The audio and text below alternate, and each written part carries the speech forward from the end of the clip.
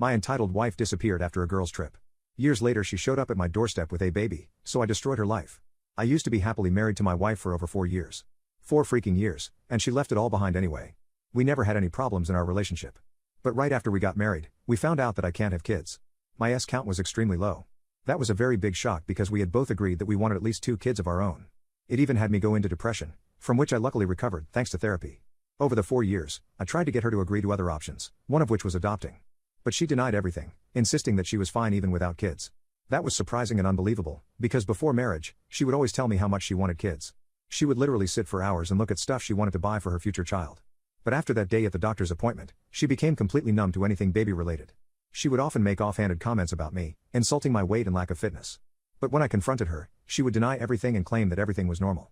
Her change bothered me at the start because I thought she was forcing herself to accept reality, but as time went on I forgot about it and moved on. Then came the big moment, her planned trip. We lived in Brighton, which is in Europe, and she wanted to go to America for a trip with her friends. This wasn't the first girl's trip she had gone on, so I was very supportive of her. I even helped her pack and bought her new clothes to wear on the trip. Little did I know, she had a crazy plan cooking inside her head. After dropping her at the airport, I went home and stayed up so I could call her and make sure she was safe when she landed. After 9 hours of drinking coffee to stay awake, I checked that her flight had landed and called her to make sure. The ringtone rang, but she didn't pick up. I tried a few more times, and even texted her about it, but still, there was no reply. Thinking she was tired and had gone to sleep at the hotel, I also tucked myself into the bed. But since I was still extremely worried about her well-being, I kept waking up and checking my phone for updates. In the morning, I noticed that she still hadn't called back or replied to my texts. After trying for a few more minutes, I called her sister to ask if she had talked to my wife. She hadn't, so I decided to call my wife's friends who were supposed to be on the trip with her. That might sound very invasive, but I genuinely thought it was an emergency. For the longest time, I have had a fear of my plane crashing into the water, and I didn't want my wife to go through that horrible fate. But when I called her friends, guess where they were at? They were 2 blocks away, having morning tea at a cafe. I thought it was a silly prank and I was being messed with. But no. My wife had truly disappeared, and abandoned me. I was distraught and completely went off the rail. I got really drunk and showed up at her parents' house, claiming that they were hiding them. My mother-in-law was really kind and understanding of my situation, however. She let me in her home and comforted me for days. I can't remember how many times I cried on her shoulder. Eventually, I accepted reality and began working on moving on. It took me a long time. Even with the support of my family and friends, I still missed my wife a lot. I kept thinking that she hadn't abandoned me, and maybe she had suffered a terrible fate and was waiting for me to rescue her.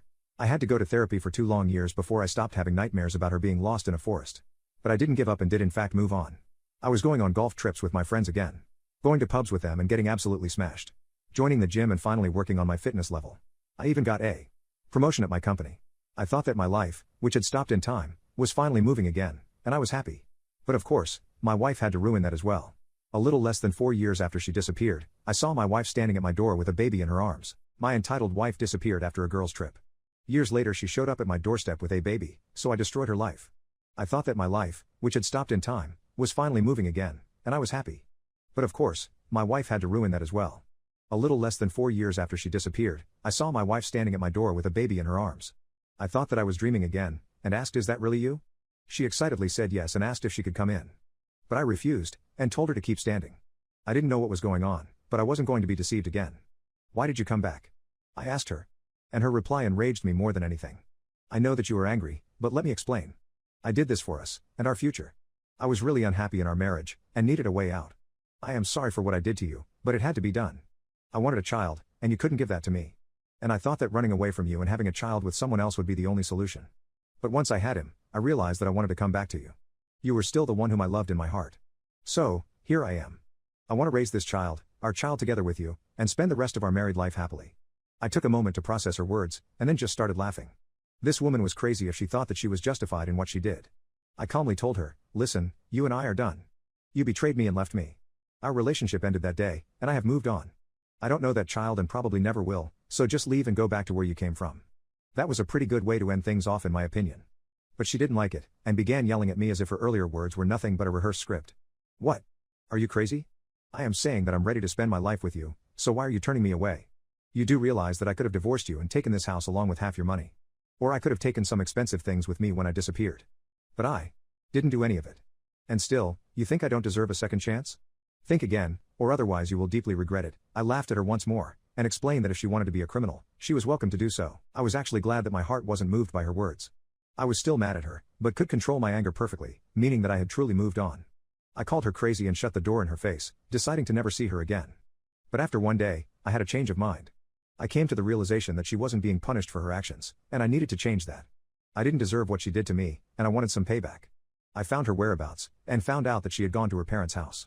I had actually built a really nice relationship with them during these years, but I was extremely disappointed that they would forgive her and take her back in. I get it, they are her parents and can't just turn her away.